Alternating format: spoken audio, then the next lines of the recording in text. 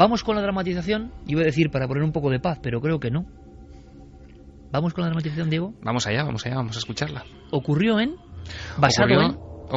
Salamanca. Está basado en unos sucesos que tuvieron lugar en Peñaranda de Bracamonte, en una zona de viviendas unifamiliares de una barriada, y los protagonistas fueron 3 chicos. La dramatización se ajusta bastante, excepto en algunos nombres. Luego te explicaré por qué los he cambiado. Y lo que vamos a escuchar es exactamente lo que ocurrió, unas sesiones de Ouija y acontecimientos que desde luego les cambiaron la vida a todos. Pues prácticamente vamos a acabar esta hora con esta dramatización, y a la vuelta, después del doble informativo, del informativo especial de hoy, nos sacarás de dudas, sobre todo que estén atentos al final también, ¿verdad? Eso Hay es. una sorpresa extraña incrustada ahí. Un pequeño homenaje. Dramatización de Diego Marañón para Milenio 3.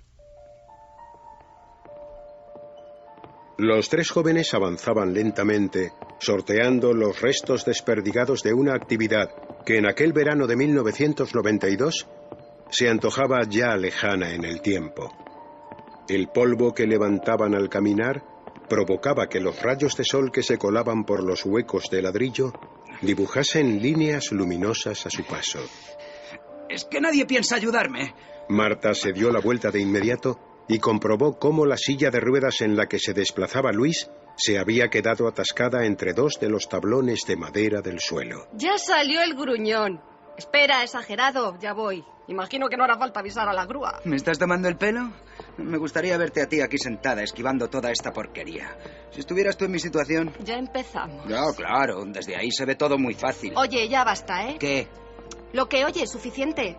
Oye, no tengo la culpa, nadie la tiene, asúmelo de una vez, ha pasado 1 año. Lo que te ocurrió fue un accidente. Eso en lo que estás sentado es una silla de ruedas, sí, pero estás aquí con nosotros, haciendo exactamente lo mismo que el resto. Así que deja de compadecerte de una vez, o por lo menos no lo pagues conmigo. No puedes reprocharme nada. Oye, lo siento, es que a veces esto me supera. Lo sé, tranquilo, no pasa nada. Vamos, ya estamos llegando. Y mi padre acaba de poner aire acondicionado en casa, con el frío que hace siempre en este caserón. Lo que deberíamos haber hecho es mudarnos aquí.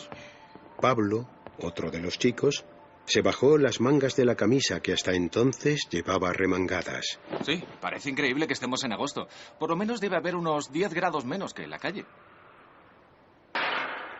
¿Y eso? Ni idea. Parece alguna pieza metálica. Ha salido de aquel hueco. Esperad. Era el gato de Ramiro, el hombre que vive enfrente. También se ha debido colar para aliviarse del calor. Pues me ha dado un susto de muerte. Y a mí, si esto nos pasa de noche, yo no lo cuento. Venga, vamos. Ya sabéis a lo que hemos venido. Los chicos siguieron avanzando por el enorme pasillo. Al fondo, ante ellos, aparecía la puerta que daba a la sala principal. Oye, ¿tú crees que pudo haber algún tipo de sugestión? ¿A qué te refieres? El gato era de verdad, te lo aseguro. No, hablo de lo que le pasó a Susana. Quizá deberíamos olvidarnos de esto. Luis detuvo por un instante su silla de ruedas y bajó la mirada.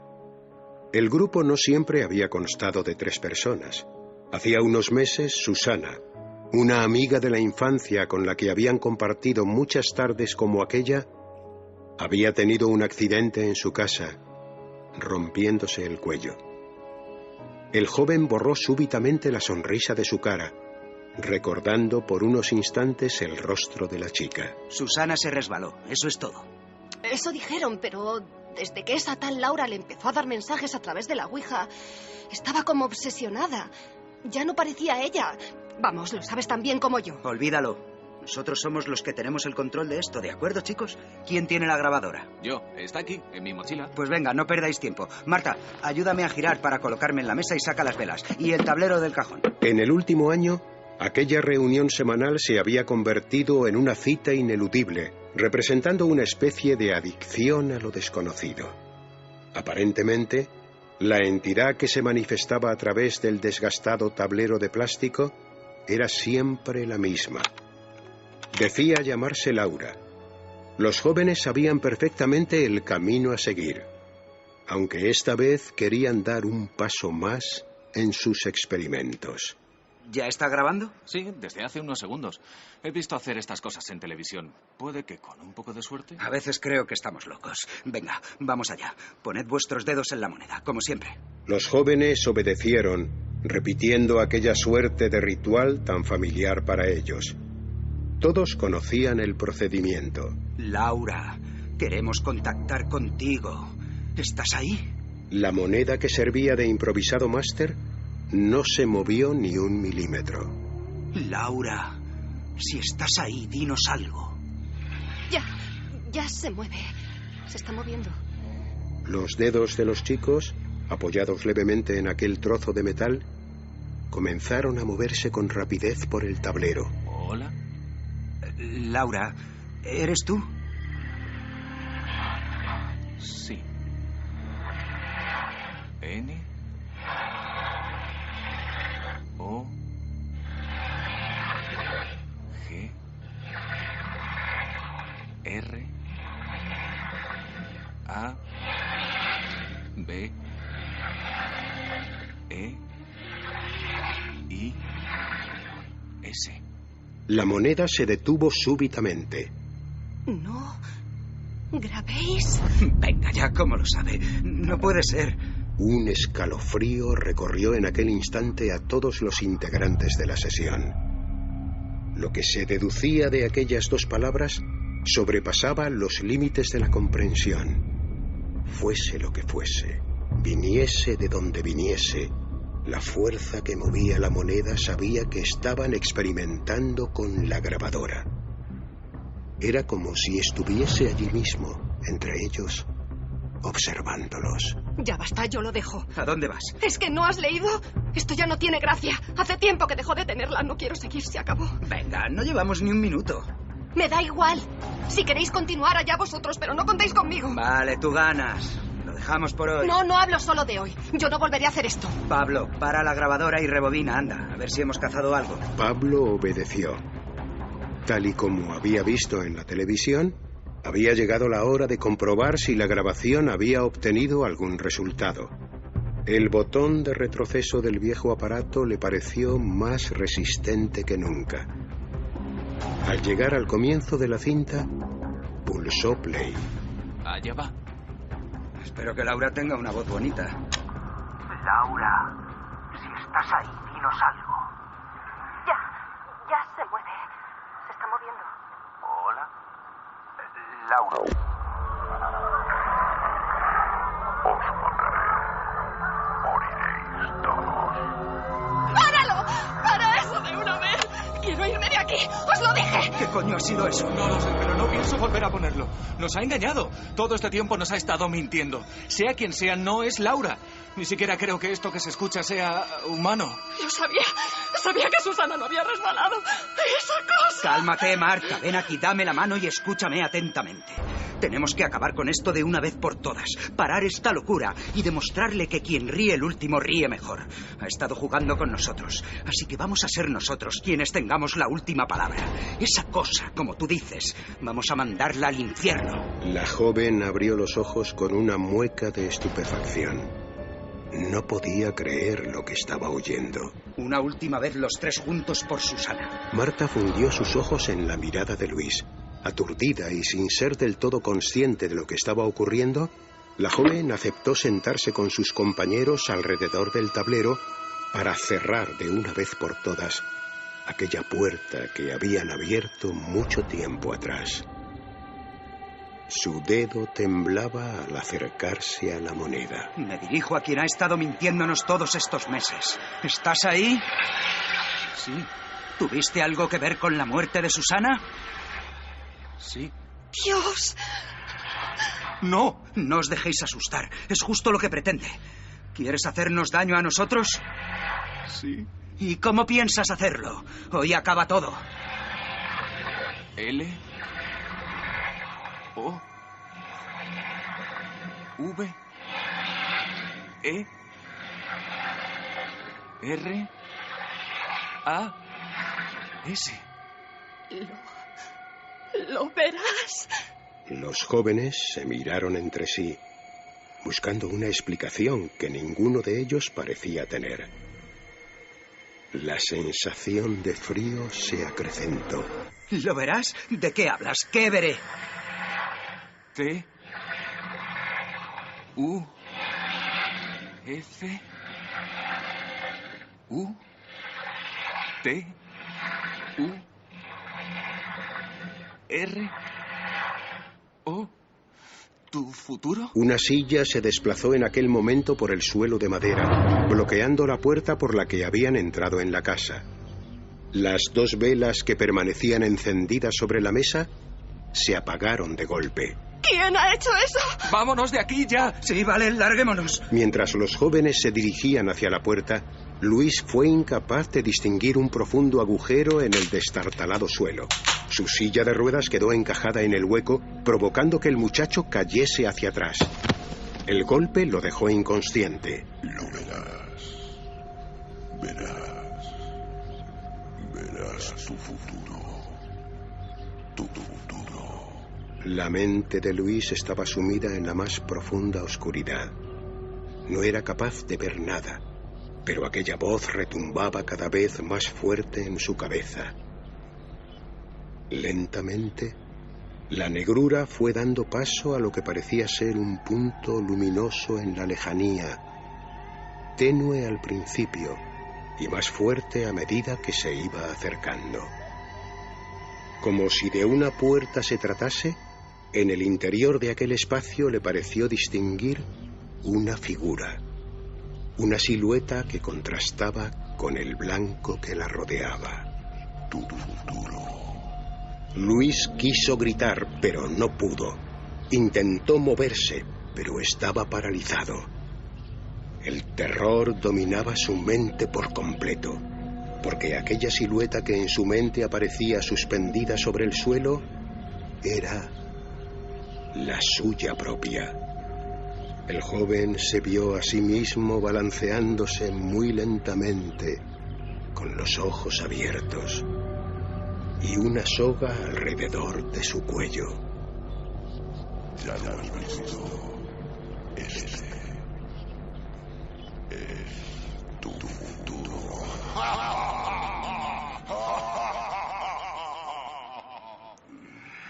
Ya vuelve en sí. Luis, ¿estás bien? ¿Puedes oírme? Mi cabeza. Salgamos de aquí. Hay que llevarlo al hospital ahora mismo. Ayúdame a cargarlo. Sí, espera. Vamos. Sin embargo, tengamos en cuenta algo. Una persona sola en su casa, con un ataque de miedo, con un ataque de terror pánico, puede llegar a morir.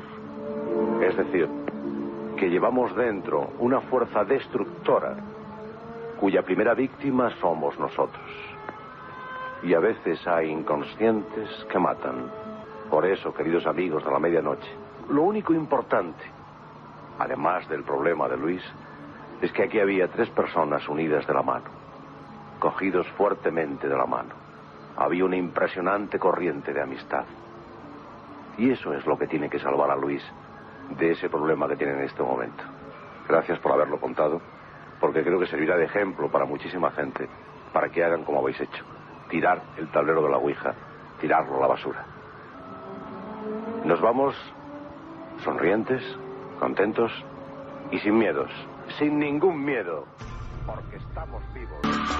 Con la intervención estelar al final en esta especie de bonus track del gran Antonio José Alés, José María del Río, como no, Julio López, Ana Isabel Rodríguez, Iván Jara, Jorge Sánchez, realización de Alfonso Sanz, todo míticos, ¿no? Aquí, en este grupeto, guión de nuestro compañero Diego Marañón. Diego, buenas noches. De nuevo, Diego. Sí.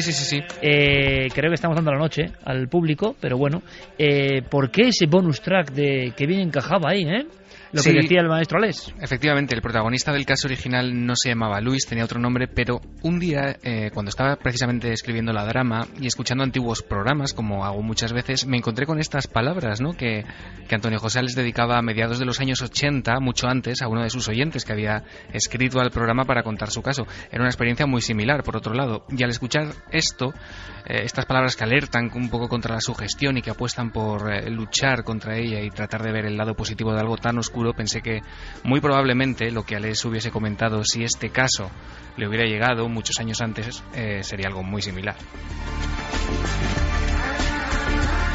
2:58. Diego, quédate al tanto porque algo pasa con esos chemtrails y vamos a hablarlo, ¿vale? Perfecto.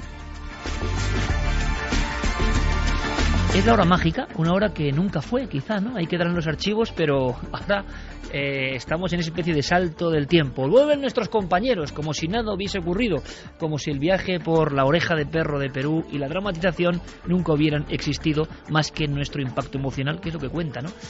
Nuestras experiencias, al final, lo experimental es lo que vale. Nosotros volveremos enseguida con muchas más informaciones, con mucha actualidad, porque han pasado muchas cosas. Vamos a hacer una mesa milenaria especial, pero va a haber también otras sorpresas.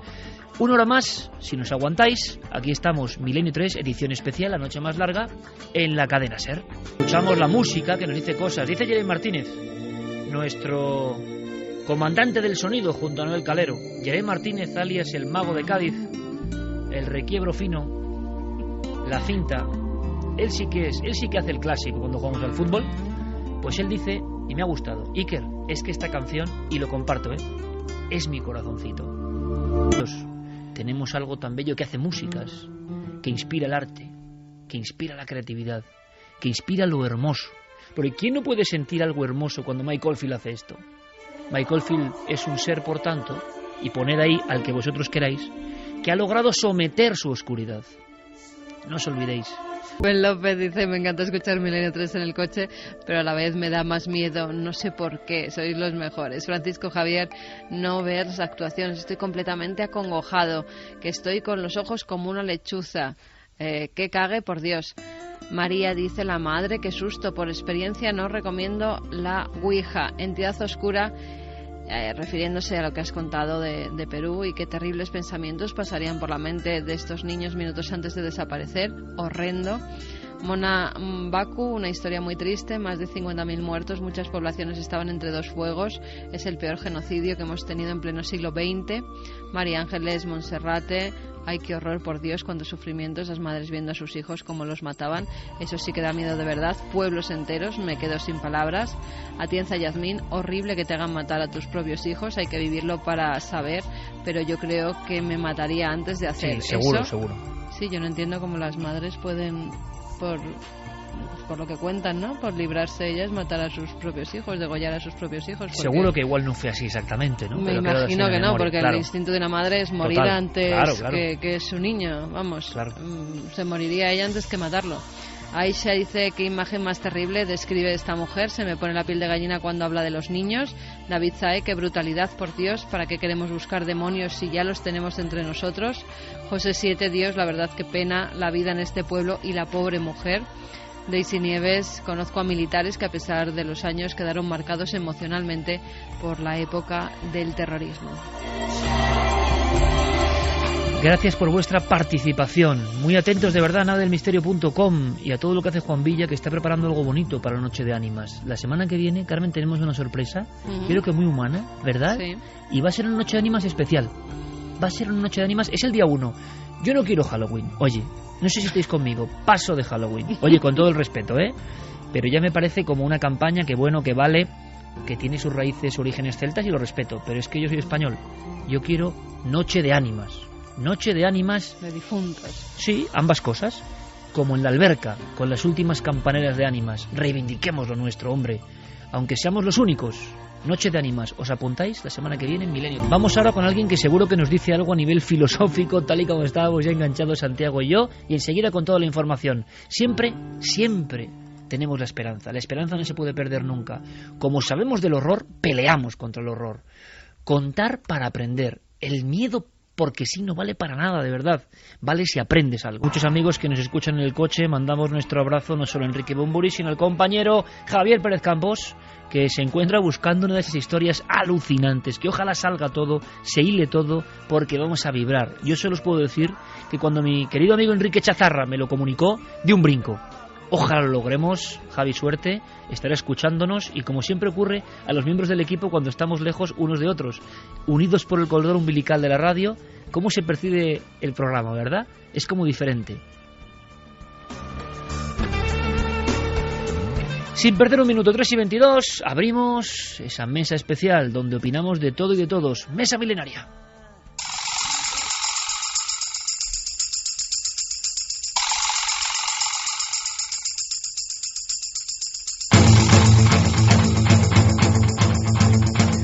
por cierto, Carmen, ya para poner la guinda al niño marinero, o sea, que a mí se me ha quedado en el inconsciente, o sea, es que yo, voy a decirlo, no sé si lo he dicho ya, lo tenía aquí, tenías tú como una fotocopia, sí. Claro, aparecía más oscurecido, seguro que si lo veo en vivo me impresiona menos, pero en fotocopia, con perdón, el cabrito de él daba un miedo impresionante, y es un muñeco, y yo estaba aquí escuchando a Carmen la historia y estaba aterrorizado. No me lo saques otra vez, anda, guárdalo por ahí. Tiene ojos como negros, y se habla de unos niños de ojos negros. Javier estaba empeñado, yo esto lo veía como pura leyenda urbana, pero no sé, siguen con la historia, ¿qué ha pasado? Pues sí, siguen con la historia y además están llevando hasta allí psíquicos y hay fotografías de por medio. Una de las psíquicas ha estado esta semana en Cannon Shake y lo que ha encontrado es, sentía una energía, y su marido, que estaba con ella, realizó varias fotografías donde ella indicaba, y allí parece que sale una niña con ojos oscuros, parece que está arrodillada o rezando. Ha puesto la foto a disposición de todo el mundo que la quiera analizar, porque dice que ella es sensitiva, que lleva 45 años de profesión, que ha encontrado incluso a desaparecidos, y que esta niña, a ella no le dan los datos de que fuera un asesinato que se cometió allí. Al parecer, todo el mundo identificaba a los niños de los ojos negros con 3 niños que desaparecieron, en concreto una de ellas, una pequeña de 7 años que se llamaba Christine, incluso otros mediums dieron ese nombre, pero esta mujer dice que parece una niña que murió por viruela o por alguna enfermedad de la época, de los años 30 más o menos, por el traje con el que veía a la niña. Ahora se están analizando las fotografías y también están yendo numerosos grupos de investigadores paranormales, porque los avistamientos se siguen dando, se siguen viendo esos niños con las cuencas de los ojos negras o vacías, y al parecer, según todos los sensitivos que han estado por la zona del bosque donde normalmente dicen que se aparecen estos pequeños, puede haber un cementerio clandestino, un cementerio no hallado hasta el momento, y es lo que están buscando.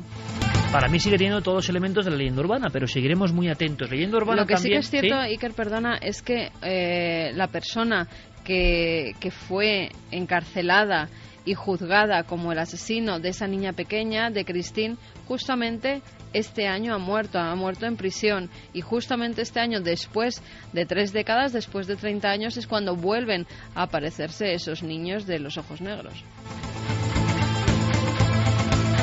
3:25, lo que también tiene componentes de leyenda urbana, y creo que nunca vamos a salir del bucle, y que de vez en cuando hay como oleadas, es el tema de los chemtrails o contrails, o como vosotros queráis, en los cielos, sendas que tienen de misterioso, pues no lo sé, que a veces caen filamentos incluso. Diego, oleada de primer nivel, y tenemos algunos documentos. Ha sido una semana curiosa en ese sentido, porque hasta el correo de la nave han llegado un montón de testimonios y fotografías, sobre todo, de estas supuestas estelas. Han llegado de todas partes del país, y si quieres, a modo de ejemplo, te voy a poner el testimonio de uno de esos oyentes que nos llamaba. Es Jordi, desde Barcelona, y él nos contaba esto. Fue a principios de mes, si no recuerdo mal, sobre el día 9, como todas las mañanas que salgo de casa, que voy hasta el trabajo en bicicleta, y en esto que me paro en el semáforo en una gran avenida que hay aquí en Barcelona, Avenida Meridiana, que se llama, es una de las arterias principales de salidas de Barcelona, y parado en el semáforo, pues esto que miras al cielo, y vi un montón de trazas como de cuadrículas, de rastros de avión. Me llamó mucho la atención la cantidad que había y las direcciones que tenían, que cada una no eran todas la misma dirección, ni mucho menos la primera lógica que le vi de dirección hacia el aeropuerto. Y lo más raro es que justamente vi 2 que estaban en inactivo, o sea que se veían perfectamente en pequeñito los 2 aviones, iban en paralelo, uno más adelantado que el otro, pero en paralelo. Había muy poquita distancia. En las fotografías que os envié hay una que se ve perfectamente. Mirándolo después con más calma, venían de mar hacia adentro. Barcelona es montaña-mar, norte-sur, pues era desde dirección mar hacia la montaña. Y más cosas en este sentido. Lo interesante es que han coincidido, sin conocerse entre ellos, evidentemente, las oleadas de material, desde diferentes puntos de España. Esto sí que es una forma curiosa de enterarse, esto sí que lo trae la tecnología, enterarnos de que las personas sin conexión entre ellas están viendo lo mismo, sea lo que sea eso.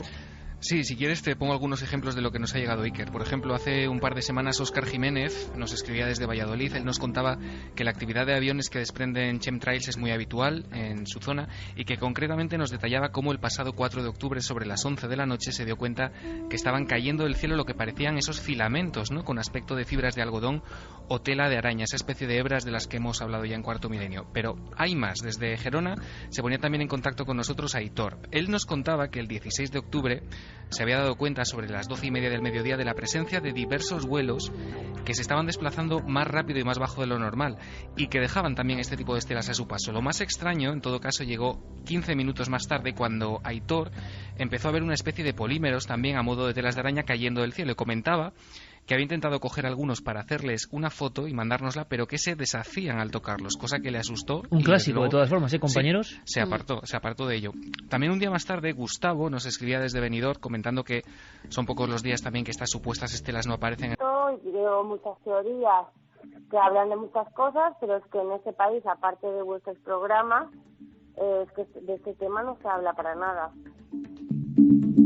Bueno, pues como ves, Natalia, aquí sí hablamos, y hablamos con total honestidad, compañeros, porque yo con este tema es que ya no sé dónde quedarme. Estoy recordando ahora lo que analizó Luis Alamancos y que tenía fibras, lo recordaba Diego Marañón, que parecían de origen no animal, no biológico. Sin embargo, claro, ahí está la duda, esas fibras estaban ya en el suelo, ¿no? Entonces, ¿venían del aire realmente? Claro, o al coger las muestras se coge también muestras del suelo y el contaminado es el suelo. Como se deshacen, es que es muy difícil. Claro, lo que es verdad es que desde siempre, y tú lo sabes bien, en temas como Fátima y apariciones marianas, siempre se ha relacionado la aparición de cosas insólitas. No había época ovni o época aviones que contaminaban, entre comillas, o nos fumigaban, ¿no? Sea verdad o no. Pero es curioso, por ejemplo, en Portugal, diferentes episodios que tienen que ver con apariciones espectrales o de la Virgen o lo que vosotros queráis, y que se recogen por parte de investigadores muy serios lo que llamaron fibra albina, fibra blanca, que cae del cielo. Sí, o cabello de ángel, que también lo llamaban precisamente porque se le atribuía a la Virgen, a las apariciones marianas. Yo qué sé, es que con el tema de los chemtrails hay tanta conspiración por un lado. Me desconcierta absolutamente. Y también cuando sales a la calle y a veces ves rayajos en el cielo, y dices chemtrail, contrail, yo nunca he logrado distinguirlos, de verdad que no. Y mira que lo intento y que me lo han explicado veces, que esos no son las estelas de condensación que dejan los aviones, pero luego... Que nada queda claro, ¿no? No, pero es que luego es verdad que mandan fotografías y todas las semanas, tengo que decirlo, todas las semanas nos llega alguna fotografía de chemtrails o chemtrails o como se llame, que no sé ni cómo se pronuncia. Es curioso porque hay mucha gente también en Twitter que preguntaba en qué se diferenciaban unas de otras, y han sido los controladores aéreos quienes por propia iniciativa pues han contestado de alguna manera, utilizando también el perfil de la nave del misterio, contestando a esas preguntas, y nos han enlazado, la gente puede entrar en Twitter si quieren, con alguna explicación pues bastante educativa para aprender a distinguirlos. ¿Y tú los distingues ya? A mí me cuesta bastante, te diré. De todas maneras, ellos mismos, con las fotos que están colgadas en Twitter y que ha retuiteado Guillermo León, ellos nos decían que no había nada fuera de lo normal y que se trataba de estelas de condensación. Para tener una segunda opinión, lo que se nos ha ocurrido es llamar a nuestro compañero José Manuel Nieves, que controlaba un poco de estos temas. Le hemos remitido, y que mucho. Efectivamente. Le hemos remitido algunas de las fotografías que han llegado hasta el buzón de la nave todos estos días, y después de verlas y de echarles un vistazo y de analizarlas, la opinión de José Manuel Nieves es esta. Yo creo que no estamos frente a ninguna oleada especial. Lo que sí tenemos son unas condiciones climatológicas que son muy especiales, porque sigue haciendo calor, pero en las capas altas de la atmósfera está haciendo mucho frío. Y eso significa que las condensaciones de los aviones se pueden manifestar de una forma más fuerte que de lo que lo hacen normalmente. No hay absolutamente ningún motivo para tener ningún tipo de alarma. Los chemtrails, así llamados, que en realidad serían los contrails, en el fondo son lo mismo, ¿no? Son condensaciones de vapor producidas por los motores de los aviones, y depende, que duren mucho o que duren poco, depende de las condiciones climatológicas y de la temperatura reinante en ese momento. Pueden durar unos cuantos segundos o pueden durar horas. Desde luego, si hubiera una conspiración para acabar con la especie humana o para enfermarla, pues muy mal les ha salido, ¿no? Porque en una sola generación han nacido ya unos 1.300 millones de personas desde la primera vez que se descubrieron los chemtrails, que me parece que fue en el año 1977, pues han nacido 1.300 millones de personas, que es una China entera. O sea que mala conspiración sería, porque no estaría teniendo ningún éxito. Y además, a las alturas a las que se producen estas condensaciones, sería inviable colocar o sembrar cualquier tipo de producto químico, porque no llegaría al suelo, como muy bien saben los que se dedican profesionalmente a fumigar campos o a apagar incendios, que lo tienen que hacer desde muy poquitos metros de altitud y no a 10.000 metros ni a 12.000 metros, que es donde se producen estas estelas de vapor. Nieves, claro, tiene sus riesgos, porque no hay tema que provoque más adhesiones y críticas encontradas. Yo no sé, porque yo, os seré sincero, no le acabo de pillar el truco a esto. O sea, no me emociona particularmente, porque que pueden tener razón unos u otros. Yo no lo sé. Lo que sí que hago es hablar, que es lo que no hace, como decía Natalia, el medio convencional. Yo hablo de esto, pero es que nunca sé con qué quedarme. No acabo de entender muy bien el misterio. Puede que haya algo de verdad, porque del ser humano me lo espero absolutamente todo. Pero lo que sí me sorprende, compañeros, es la cantidad de observadores de chemtrails que hay, de cazadores de chemtrails, de la voluntad que le ponen a esto. Esa voluntad se convierte a veces en odio al que discrepa, ojo, cualquiera que diga que los chemtrails no son todos chemtrails ya está en contra ya forma parte de la conspiración. Y uno dice, hombre, tan sencillas, si sois conspirativos o conspiradores, o estáis para denunciar la conspiración, tan fácil es vuestro juego, no sé. Me sorprende porque este tema, que es como tan lejano, por altura incluso, y por poca claridad en mi opinión personal, ¿por qué enerva tanto a la gente a un lado y a otro? Es curioso. Es curioso porque estamos hablando posiblemente de algo que puede ver todo el mundo. Como es algo que puede ver todo el mundo, es algo que puede prestarse a malas interpretaciones.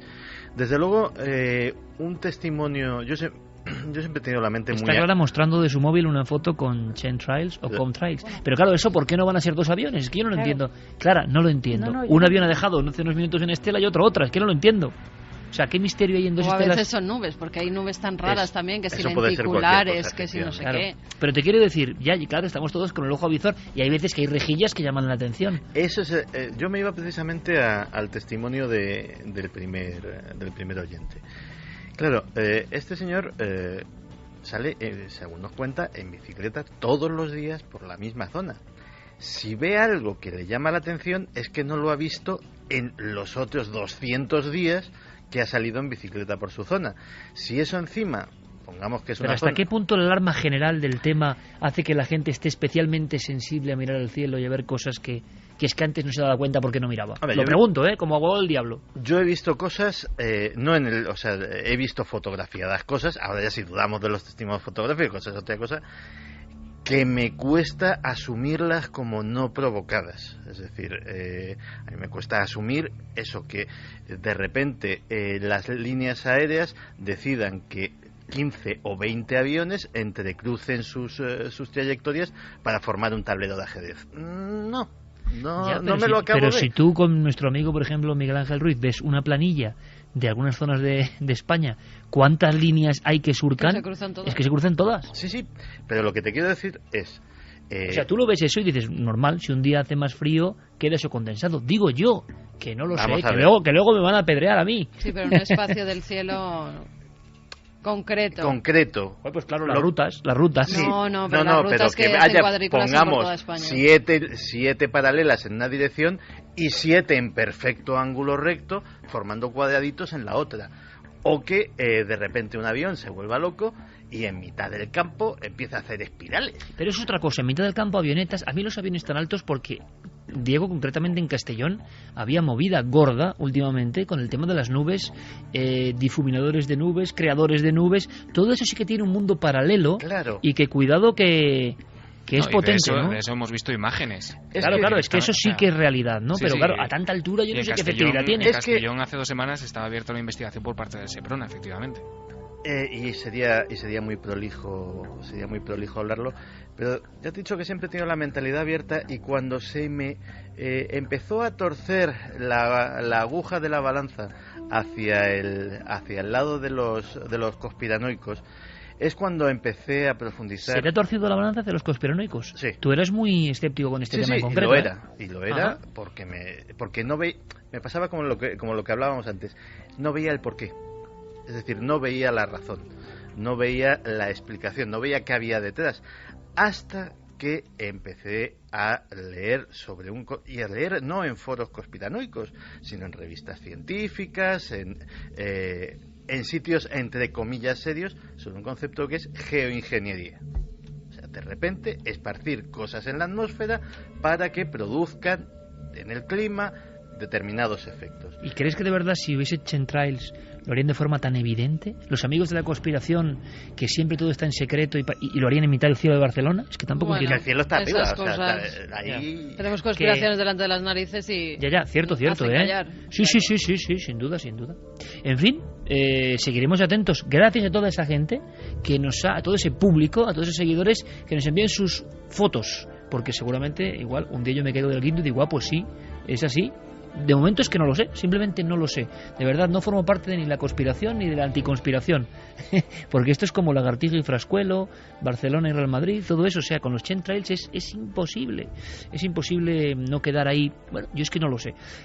Lo que sí sé es que esta misma semana se ha muerto un personaje que tiene mucho que ver con lo que hablábamos del vudú, que tiene mucho que ver con la magia simpática, que también deja en mantillas a la pura ficción. La propia vida de esta saga familiar es eso de película de terror.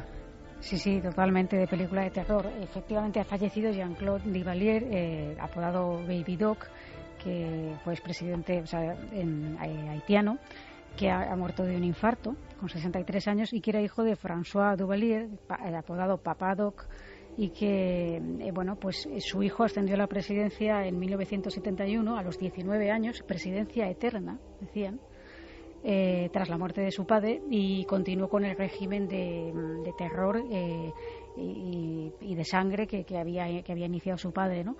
Y que se cree que pues entre ambos le costó la vida alrededor de unas 40.000 haitianos, ¿no? Duvalier, hijo, nació en Puerto Príncipe, aunque descendía, igual que la estirpe familiar, de esclavos negros. Y su padre había iniciado primero el reclutamiento de un ejército privado en 1959, que el nombre oficial era Voluntarios de la Seguridad Nacional, y esto lo hizo a raíz de una tentativa de atentado contra él.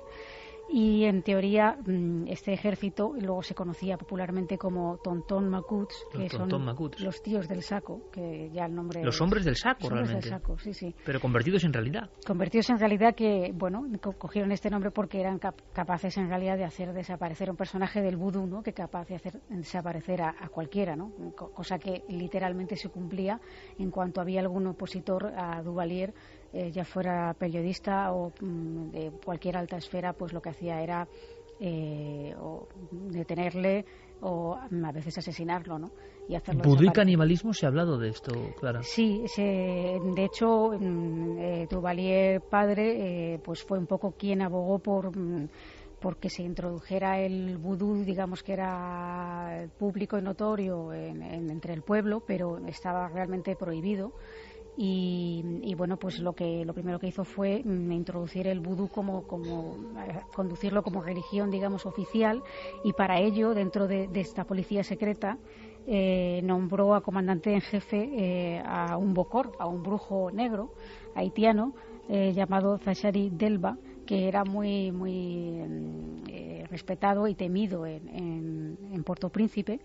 Y pues esta guardia profesional lo que hacía era, como eran voluntarios, no cobraban teóricamente nada, entonces claro, se ganaban la vida a base de extorsión al pueblo llano, de secuestros, de palizas, etcétera, y también utilizando el miedo a través del vudú, concretamente de la rama negra, en el sentido de que, como sabían que ellos creían en esto, pues era la forma mejor de atemorizarlos, era que mandara a un comandante en jefe que era un bokor, ¿no?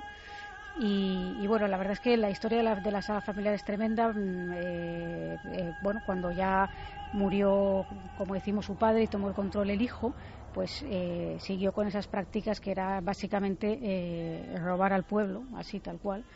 y quedarse con el dinero que había de ayudas externas humanitarias para la población de Haití y hacer negocios de todo tipo, sacar cuentas en Suiza. Y mantenerse ahí, que es lo curioso. Mantenerse ahí hasta que ya una revuelta tremenda que hubo en el año 86 tuvo que huir al exilio, pero eso sí, primero hizo una fiesta de despedida en su mansión, una fiesta por todo lo alto, y después pues tomó un avión militar estadounidense haciendo antes una parada para desenterrar los restos de su padre en una oscura ceremonia de vudú, llevárselos consigo y marcharse a la Costa Azul, donde permaneció allí 25 años y luego tuvo la desfachatez de volver al país. Lo que yo no sé es cómo, una vez que volvió en el año 2011, solamente tras una breve detención bajo los cargos de corrupción, robo y apropiación indebida de fondos públicos, fue puesto en libertad, se encerró en su casa y estuvo ahí tan ricamente enriqueciéndose con nuevos negocios, y nunca llegó a ser sometido a juicio. Estas figuras del África profunda y de la América profunda y de cualquier lugar del planeta profundo, asociadas al vudú, a los rituales, pero que se asesoraban por ese tipo de brujería negra, que no era un folclore, que creían en ello, que le daba más vitalidad a su puesto, como decíamos, para la eternidad. Ha habido una noticia de esas. Tenemos además la oportunidad de hablar con un corresponsal enviado en Bolivia, de esas que, bueno, en fin, yo sé que la noche ha ido un poco cruda, pero esto ya supera todo lo imaginable y ha pasado esta semana en la selva boliviana. Así es, Iker. Se ha conocido esta semana que Serafín Leronate, que es una especie de chamán, ha sido acusado de matar a un hombre que tuvo un accidente de avioneta. El piloto se llamaba Teddy Becerra, tiene un accidente en la selva boliviana, se le rompen los dos brazos, sale a pedir ayuda y se encuentra con Serafín Lero, y lo que hace este hombre, en vez de ayudarle, pues es matarle y además practicar canibalismo con él. Juan Antonio Sanz, que está en Bolivia, está allí trabajando de corresponsal, nos cuenta cómo ha sucedido todo. El suceso ha ocurrido en el departamento del río Beni, uno de los más grandes de Bolivia. Ocurrió realmente hace 5 meses, pero es ahora cuando se han sabido todos los detalles, gracias a los testimonios de unos indígenas Chiman, que es una de las etnias de esa zona. Una avioneta pilotada por el capitán Teddy Becerra se estrelló. El capitán, el piloto, pudo sobrevivir, pero con los brazos rotos. Pidió al parecer ayuda a Serafín Leronate, un indígena del lugar, quien, sospechando que podría tener la avioneta muchos más valores del dinero que le estaba ofreciendo el capitán, lo mató. Lo enterró, después volvió a su aldea en las cercanías de Cuchisama, a orillas del río Manique, en ese territorio indígena Chimán, y al cabo de unas horas volvió con unos acompañantes, habría desenterrado al capitán, y allí mismo practicó una serie de rituales y devoró el corazón y la lengua del... Sí, podría hablar y podría revelar dónde está el cadáver, porque hasta el momento no ha sido encontrado. Después de las declaraciones, porque incluso se lo contó a su propia familia, y decía que lo había hecho para que le respetaran en la comunidad, que había cometido ese asesinato y canibalismo con este hombre que tan solo pedía su ayuda, pues que lo hizo para tener cierto estatus dentro de la sociedad. Pero al parecer esto sobre espíritus y seres extraños en la selva boliviana es más común de lo que se cree. Incluso Juan Antonio Sanz, nuestro corresponsal, nos cuenta cómo él, adentrándose en la selva, ha podido conocer historias parecidas. Hace aproximadamente un año, en septiembre, tuve la oportunidad de viajar por el norte de Bolivia, también en una zona muy selvática, y allí mismo los habitantes nos hablaban de unos seres que vivían en las profundidades del bosque, los enanos, que eran humanos, pero que de vez en cuando también se llevaban a mujeres y niños, y a los niños, según contaban, los devoraban. El departamento de Beni es una zona muy inaccesible en Bolivia, llena de selvas, algunas de ellas primigenias, donde ni siquiera los primeros exploradores europeos, españoles, se atrevieron a marchar. Y al parecer, Iker, el canibalismo y estos actos terribles pues no es la primera vez que ocurren, además en épocas muy recientes. Juan Antonio nos habla de otro acto cometido hace relativamente pocos meses. No es la primera vez que se produce un fenómeno de canibalismo, también con unos antecedentes ritualísticos en Bolivia. En 2012, más al sur, en la zona de Villamontes, casi la frontera con Argentina, supimos de un caso que además lo transmitieron las radios del lugar, causó un gran pavor. Una señora que había muerto, una señora de unos 40 años, y en medio del velatorio se habría despertado. Su marido, a pesar de todos los consejos de los vecinos que estaban aterrorizados, se hizo cargo de ella y al cabo de unos días volvió a aparecer la señora, no se encontraba al marido ni a sus hijos y la teoría es que los pudo haber devorado. Hubo una serie de incidentes con la policía, las versiones hablan de que incluso también atacó a un policía y le habría devorado igualmente.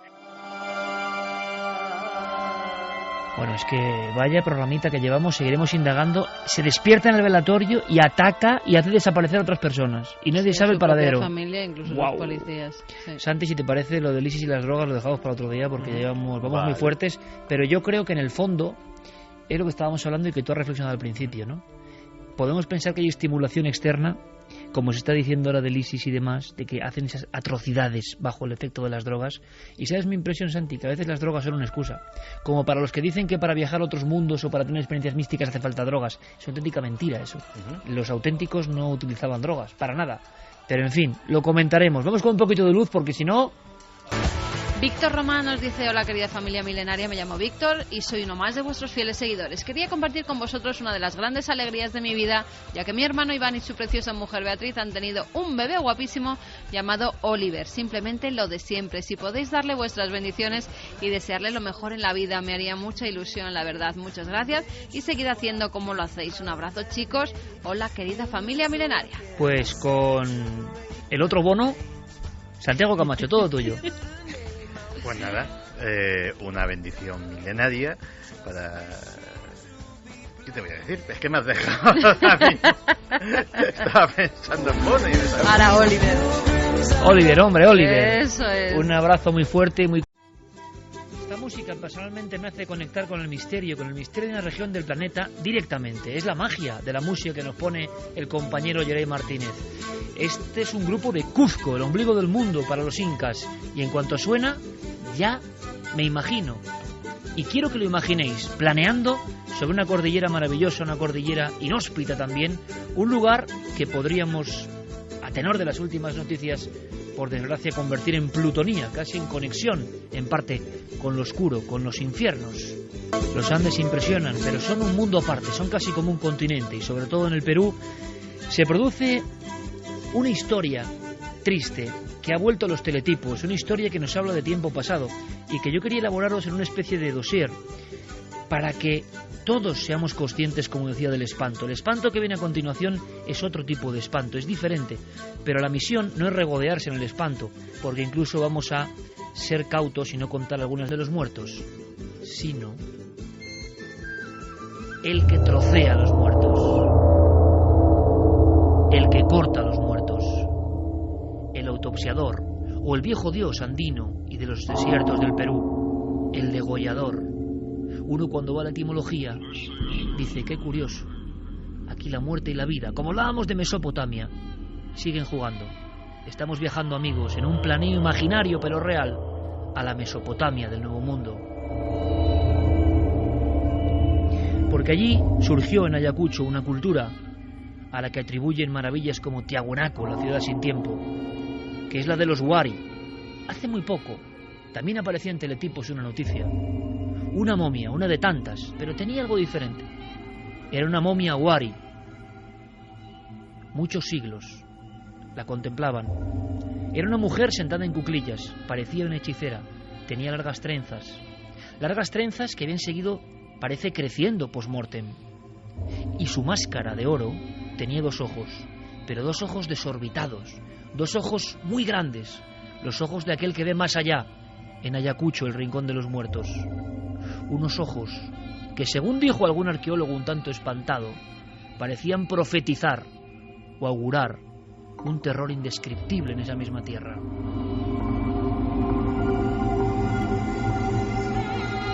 ¿Cómo explicar lo que pasó en Perú y que ha sido noticia? La noticia es la siguiente. Un teletipo nos habla de que una única superviviente en una noche de horror ayuda a unos forenses, imaginaos la escena, tras día y medio de camino por las sendas de los Andes, a llegar a un pueblo muerto, un pueblo fantasma, un pueblo donde no queda nadie.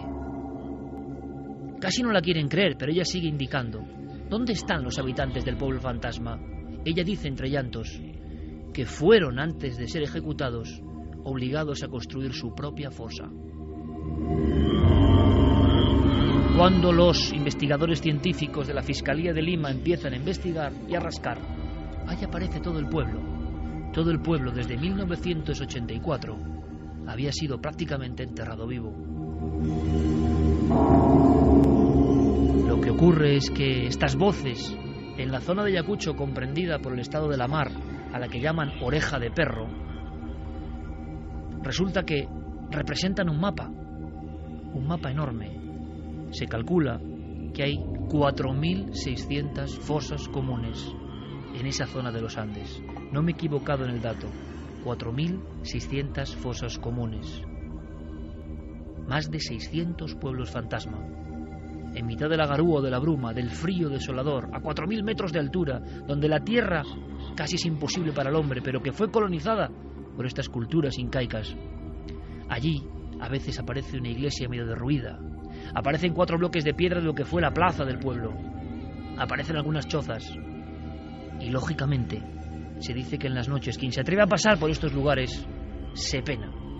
Cuando en Perú, en nuestros viajes, hemos escuchado la palabra allí penan, significa que las almas no descansan, que se oyen los llantos de los niños, que se oyen los lamentos de los sacrificados, que en esos lugares donde no hay carreteras, donde hay que pasar por trochas durante un día entero caminando con mulas, en esos pueblos que ya no existen, como si fuera una plaga bíblica la que hubiera arrasado con ellos de la faz de la tierra, allí se pena.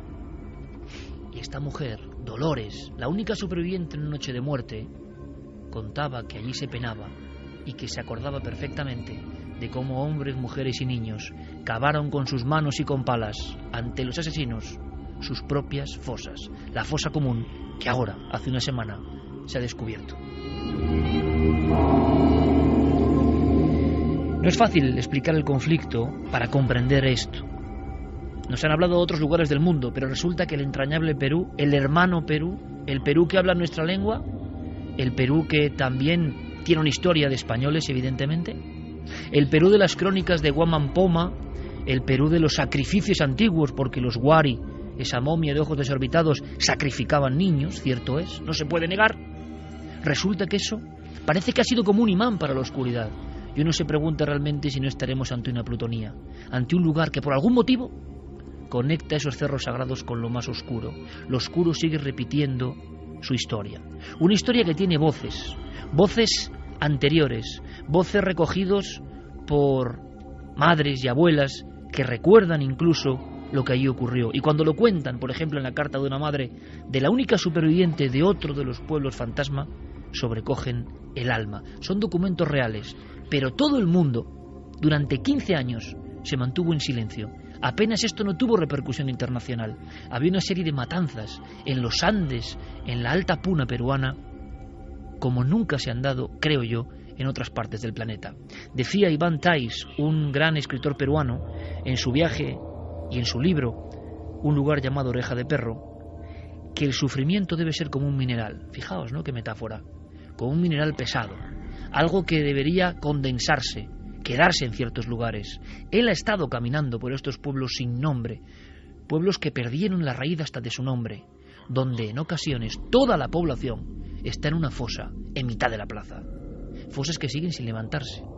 ¿Qué ocurrió en el Perú desde 1982 hasta 1995? Cuando venían los militares, los niños tenían que estar calladitos, sin hacer bulla. Pero a veces el hambre, la sed, hacían que los niños lloren.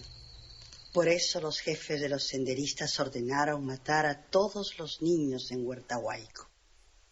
A las mujeres les ordenaron matar a sus hijos, pero después ellos mismos los mataban ahorcándolos con soguillas, y también con sus manos les aplastaban sus cuellitos. Las mamás no podían detenerlos porque también las amenazaban con matarlas. Solo lloraban de miedo. Otras se tapaban sus ojos mientras que a sus bebés los mataban. Cuando llegaron los militares, nos decían igual que los senderistas cuando iban a asesinar a alguien. A la mala hierba desde sus raíces debemos matar. El que llora es un terrorista y debe morir. A la mala hierba se le debe matar. Esa es la ley. Matar y matar. Y toditos calladitos solo rogando a Dios que nos salve. ¿Qué pasó para que unas comunidades andinas pacíficas vivieran este terror? Es difícil explicarlo todavía hoy. Los amigos y compañeros peruanos aseguran que es un gran misterio histórico. Se ha hablado de otros puntos del planeta y sobre este no. Apareció hacia 1982 una agrupación de corte maoísta, comunista, que pretendía dar un cambio. Un día de ese año, en el pequeño pueblo de Chusi, hablamos siempre de comunidades muy pequeñas, apenas 4 casas de piedra y adobe, una iglesia, a veces en empalizadas, a veces en pendientes, donde la vida es muy complicada, donde cuesta respirar, donde la sangre se espesa a 4.000 metros de altura, sin comunicaciones. Hablaba Vargas Llosa del Perú no oficial, mientras en Lima, mientras en otras ciudades importantes, Trujillo, Arequipa, el Perú occidentalizado, se silenciaba todo lo que estaba ocurriendo en esta zona de los Andes, de los míticos Andes que todos tenemos en la cabeza. Allá había un auténtico genocidio, pero un genocidio, y esto lo digo casi como homenaje, donde los pequeños pobladores fueron masacrados por unos y por otros. Ese grupo Sendero Luminoso en 1982 revienta unas urnas electorales y empieza con una serie de militantes a tomar unos pueblos donde no había ni ayuntamiento. El jefe simplemente solía ser el Barayoc. ¿Quién era el Barayoc? El Barayoc era el más anciano del pueblo. Esta tradición de poder viene desde los incas, que le dieron este nombre, Barayoc. Por tanto, era muy fácil reducir al Barayoc y decir que ellos eran los nuevos dueños, sobre todo si tenían fusiles. Con la hoz y el martillo, los seguidores de Sendero Luminoso empezaron a provocar el terror. Pasaron de la disciplina a las torturas en público, a las decapitaciones, una especie de locura de sangre para dominar ciertos pueblos y para expandirse en una especie de afrenta al Estado. Por otro lado, imaginaos amigos, porque esto no es muy conocido, el Estado empieza una especie de guerra sucia, comandos militares aparentemente sin ningún tipo de control, tienen una única misión, que es acabar con estos subversivos comunistas que están quedándose con el territorio de la Oreja de Perro en Ayacucho. Y entonces los pobladores, los humildes pobladores que cultivaban su yuca, su plátano, su maíz, que vivían con lo justo, que vivían casi como en la edad de piedra, que vivían con sus ponchos y sus pocas llamas, veían cómo venían los terroristas y les masacraban. Venían los militares y a veces creyéndoles terroristas también los masacraban. Así, poblaciones enteras. Así, voy a dar otro dato, 75.000 muertos. 75.000 muertos, de los que se han recuperado 1.300 cuerpos. Pensemos en la cultura andina, que cree que el alma pena. Si no se entierra con unos sacramentos, el alma pena. Si a uno lo matan con violencia, a destiempo, el alma pena. Bueno, pues hay 73.700 personas en pueblos fantasmas que penan.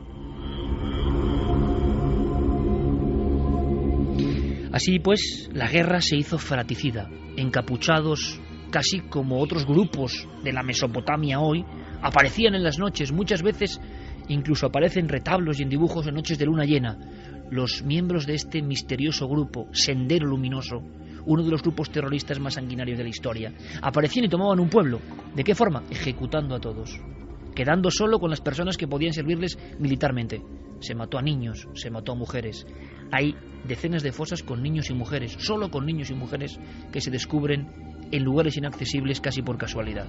Pero luego venían los militares incontrolados, buscando como fuese cualquier pista, y a veces las pistas se daban por envidia, se acusaban sin pruebas, y los militares, por increíble que parezca, comprobado está en las comisiones de la verdad, arrasaban de la misma forma, con la misma violencia que los propios terroristas. El terror y aquellos pobres pobladores, con sus creencias, con su cultura, durante 15 años masacrados. Por eso hay una zona, la Oreja de Perro, en el Perú, Ayacucho, que prácticamente ha sido exterminada. Ahora solo algunos pobladores quieren volver a esos lugares donde ya no queda casi nadie y donde todos aseguran que precisamente en la noche se oyen todavía las voces clamando justicia. Los teletipos hablaban de esta pasada semana prácticamente, el hallazgo increíble por parte de una mujer que había sobrevivido. Habían llegado en la noche los terroristas, 1984, y ella había sobrevivido por algún motivo, y 30 años después, acordándose de dónde ocurrió todo, ha ido con los forenses para encontrarse con el espanto. El antropólogo forense Luis Rueda, de esta comisión fiscal, hablaba así con nuestro compañero Fermín Agustí y nos contaba cómo, por increíble que parezca, al margen de cualquier noticia, en el Perú profundo se ha producido un éxodo. Pueblos enteros, como está ocurriendo por ejemplo en Turquía, pero por otros motivos, tenían que marcharse a las cuevas. Volvieron a la edad de piedra, niños, mujeres y hombres viviendo en cuevas, con sus pueblos dominados bien por los militares, bien por los terroristas. Ellos vivían en Chilligua, que es un poblado al cual el lugar es inaccesible, ¿no? Es una puna, en la zona conocida como Oreja de Perro, en Chungui. Estaba en constante asedio tanto de los grupos senderistas, así como el asedio también de las fuerzas del orden, ¿no? Es así que ellos deciden asentarse en otro lugar. Se reúnen 50 personas, de las cuales habían más mujeres y niños, y se van hacia el lugar que se llama Paccha, ¿no? Que queda aproximadamente de ese punto Chilligua, queda como a 1 día y medio de caminata, ¿no? Paccha, un lugar fantasma, el lugar que ha salido en los teletipos. Y yo he querido esta noche, como experimento con todos vosotros y como espanto del horror humano, y para que esto por lo menos tengamos conciencia de hasta qué punto el hombre puede ser un monstruo, un lobo para el hombre, y nos sobrecojamos tanto para precisamente nunca caer en el error, ni de la ideología, ni de la fuerza, ni de la violencia, porque en algunos lugares cuando esto se desata sin ley, ocurre lo que ocurre. Perú es un esqueleto vivo en esa zona de Ayacucho, un ejemplo de lo que ocurrió. Luis Rueda fue durante 10 y medio junto a las mulas, guiado por el instinto de una mujer, Dolores Guzmán. Esta mujer escapó de aquella noche en la que llegaron los hombres vestidos de negro y ejecutaron a todo el pueblo. Pudo escapar. Así nos la presenta. Bueno, dentro del universo de personas que se ha exhumado hay más mujeres y niños, ¿no? Niños de entre 2 a 8 años, ¿no? La señora Dolores, que conocía a gran parte de esas personas porque eran lugareños, ha llegado a reconocer presuntamente a nivel indiciario, en base a las prendas, a un aproximado de 15 personas, ¿no? De las 21 personas recuperadas. La noticia que se repite por todos los medios, se replica, se copia y se pega, como se hace habitualmente muchas veces, nos llega como un reflejo lejano, como otra noticia perdida entre tantas que ya no nos impactan. Yo quiero que nos impacten. Esta mujer reconoce a toda su familia por la ropa que llevaban y porque la recuerda cavando su propia fosa una noche de luna llena cuando llegaron estas personas. ¿Quién mató al pueblo de al lado?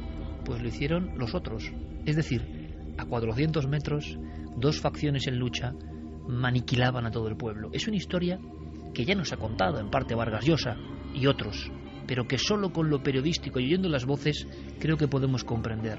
El odio, el ambiente, la orografía propiciaban la traición, propiciaban el encuentro furtivo, propiciaban la muerte en cualquier esquina. ¿Os imagináis el terror de esas familias? ¿Qué culpa tenían? Viviendo en las cuevas, alejados de sus centros, de sus pueblos, del lugar donde nacieron.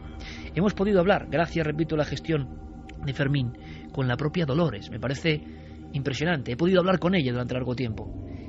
Casi habla también todavía en el viejo quechua, que hablaban sus ancestros muertos en esa fosa. He tenido que extraer algunas partes para que entendáis este terrible suceso que supera cualquier película.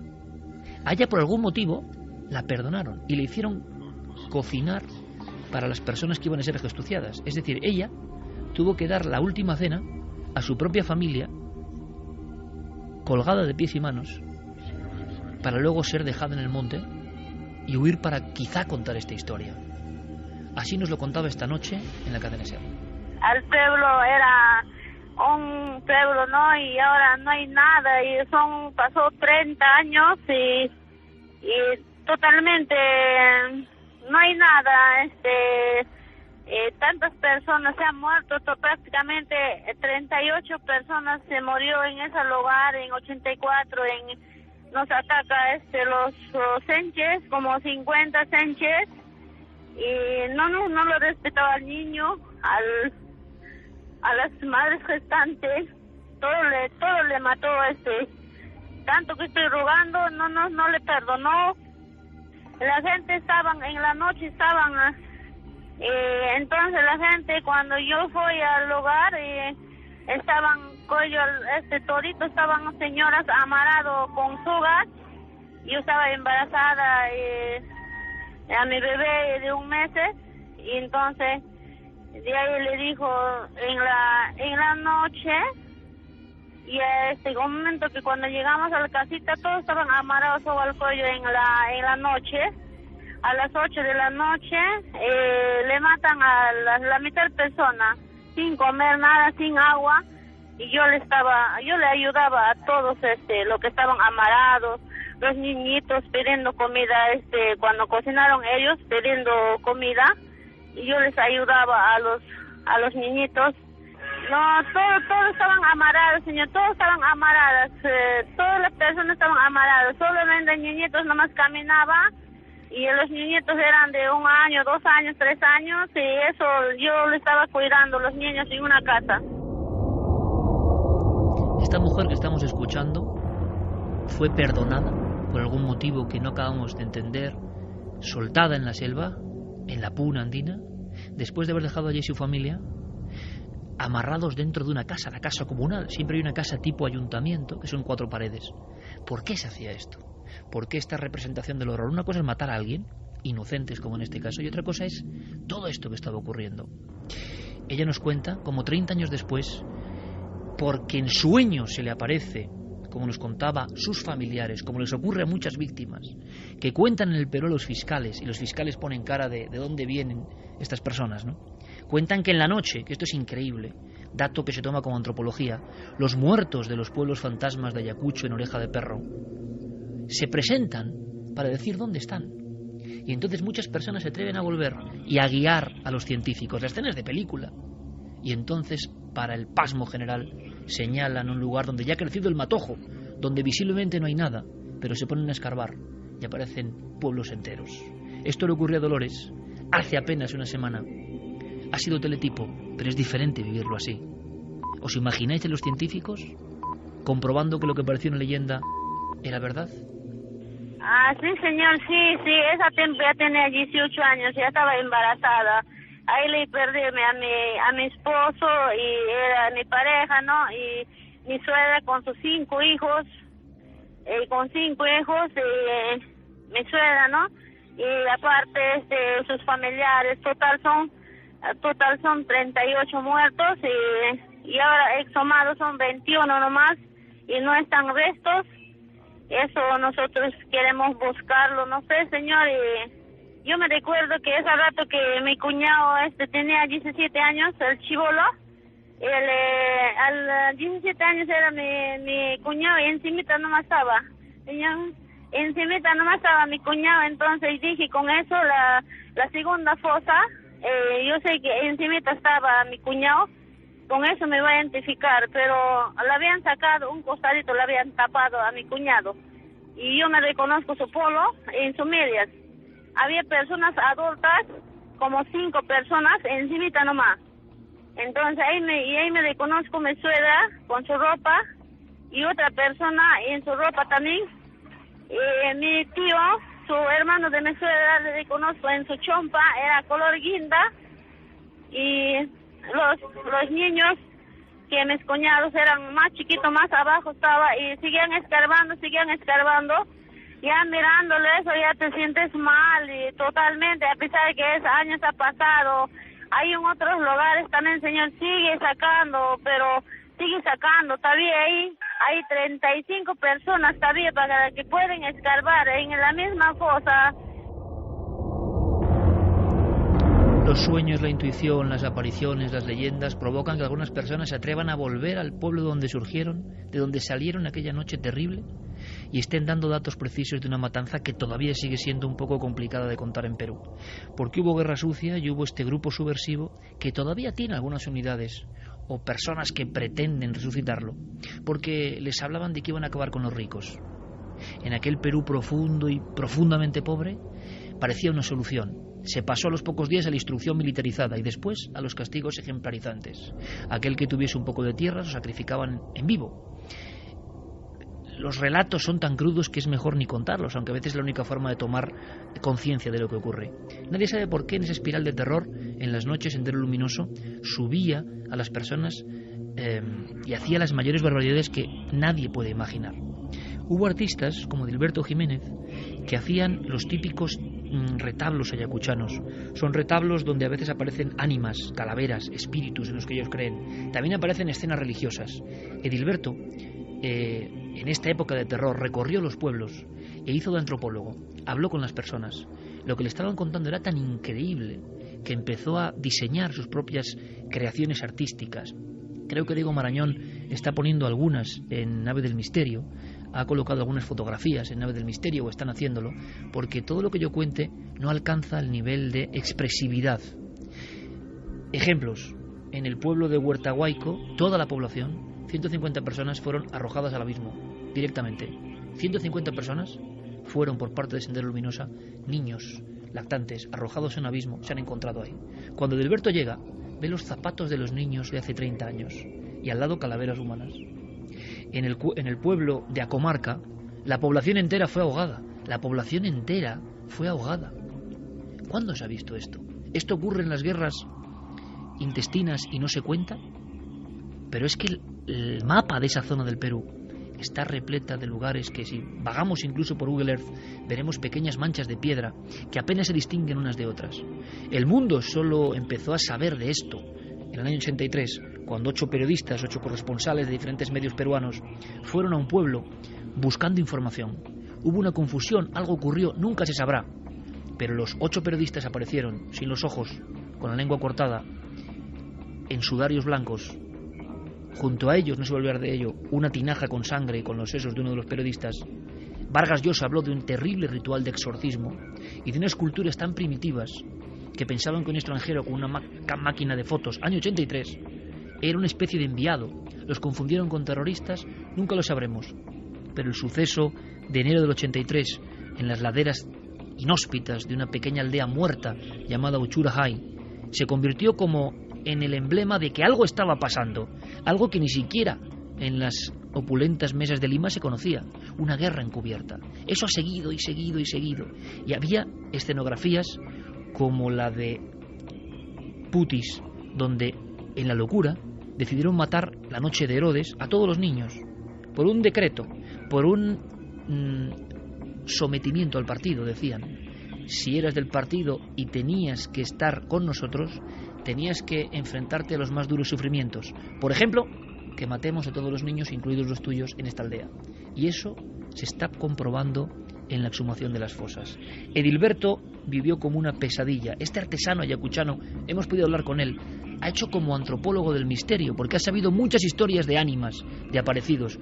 ¿Cómo no va a haber aparecidos, creencias en aparecidos, almas que vagan, os imagináis, en los últimos pueblos fantasmas reales, donde la vida era muy dura, pero donde pasó todo esto? Edilberto me lo contaba esta noche en la cadena SER. Nunca ha podido olvidarlo, las pesadillas le vuelven. Él solo puede hacer este tipo de arte ya. Las manos no le dan, como alfarero, como creador, para otra cosa. Ha convertido su arte en denunciar lo que pasó durante 15 años. 75.000 muertos, 15.000 desaparecidos. Lo increíble es que no hablamos de militares contra militares. La inmensa mayoría son mujeres y niños. La pesadilla es cómo asesinaron a los niños, ¿no? Cómo obligaron a sus padres a asesinar, degollar a sus propios hijos, ¿no? Las propias madres, con temor a la muerte, tenían que degollar. Eso obligado por miembros del Sendero Luminoso. Capaz existen fosas de niños. Es increíble. Nosotros, niños que han sido arrojados a los ríos, niños que han sido degollados con las propias manos, niños que han sido también ejecutados con soguillas. Entonces eso es un horror grande, ¿no? A uno le duele, inocentes que hayan sido asesinados sin esa barbarie, ¿no? El propio Adalberto, vagando por estos pueblos, no podía creerlo. Pensaba que podían ser exageraciones. Familias enteras, generaciones enteras. ¿Cómo es posible que del odio y la batalla se pase a tomar como objeto a una persona? Esto nos tendría que hacer reflexionar, porque está en el germen de todos los confrontamientos. El otro no vale nada, el ser humano no vale nada. ¿Qué clase de ideología de unos u de otros puede hacer que uno mate a un niño inocente, lo arroje a un río, lo decapite? Está pasando ahora en la Mesopotamia, pero esto pasa con gente que hablaba nuestra lengua, mucho más cercana en lo cultural. Es decir, cuando se desbarata todo, el horror es posible. Senderistas y militares, más que enfrentarse entre ellos, acudían a las comunidades y saciaban auténtica sed de sangre.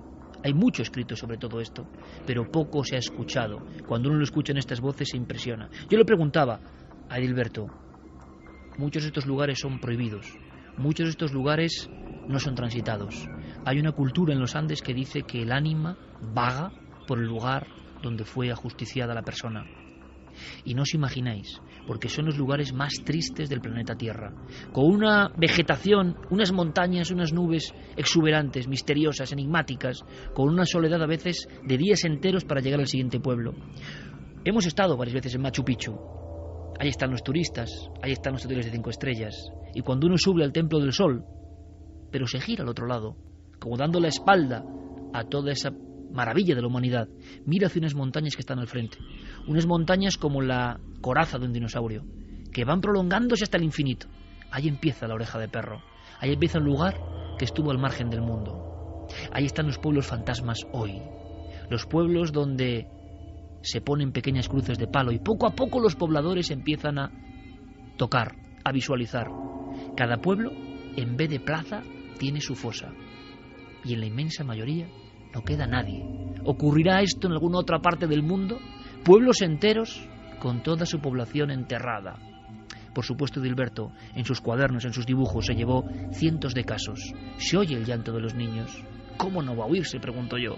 Se oye el desgarrador lamento en la noche de las madres, condenadas a muerte y sin escapatoria en aquel lugar. Edilberto podría contar muchas cosas, pero nos adelantaba esto en una entrevista difícil de olvidar para nosotros.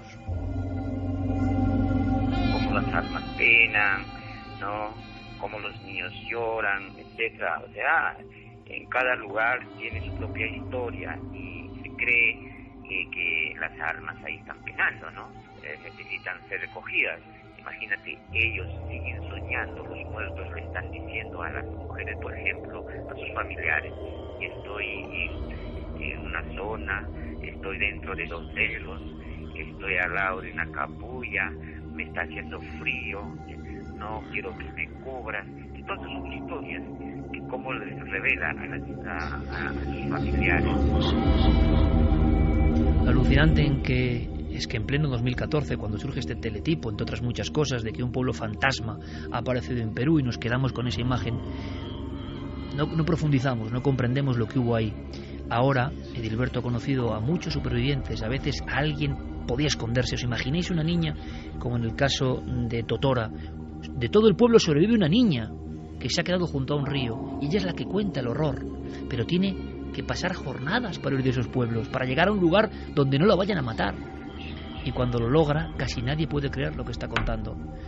Ejecuciones sumarias y no quedar nadie. Y por supuesto, ese lugar queda vetado, misterioso. No se puede volver porque se tiene temor a los que fueron ajusticiados. Hoy, por desgracia, después de muchos años, ya no hay aparentemente estos sucesos, claro, y sin embargo la misma zona, lo que hablábamos de el imán hacia el terror, está tomada por los llamados cocaleros, muchachos que llevan en mochilas grandes cantidades de hoja de coca para ser procesada, y están apareciendo día sí día no muertos en los caminos. Las confrontaciones son ya entre los militares y los narcotraficantes, pero en el mismo lugar. Y yo me quedo con las palabras de Iván Zais. Si el sufrimiento fuese un mineral, si se depositase como sedimento en algo, ¿Qué sería esta zona? Con 73.000 muertos bajo el suelo, pensemos, y la mayoría niños y mujeres inocentes. ¿Cómo no se va a poder sentir ahí algo terrible? Lo terrible no es simplemente para causar morbosidad o espanto, porque no voy a contar lo que hacían con muchas víctimas, que es indescriptible, indescriptible, porque viene escenificación del terror. La pregunta es, ¿nos da una lección esto? ¿Nos da una enseñanza esto? ¿El ser humano aparentemente normal de aquellos pueblos enloqueció repentinamente? El hombre lobo para el hombre, a veces detrás de un teletipo y toda una historia, y a veces nosotros tenemos que contar algunas historias para que seamos conscientes, para que no solo sean una hoja volandera. Esto ocurrió en los años del terror entre Sendero Luminoso y los militares incontrolados en un lugar llamado Oreja de Perro, Ayacucho. Quizá podéis investigar y podáis ver que por mucho que nos asombre el ser humano, siempre hay un paso más, siempre hay algo terrible. Yo espero que el siguiente viaje sea mucho más luminoso y no sea hacia un lugar con apariencia bondadosa y mágica, pero con un trasfondo de plutonía auténticamente infernal.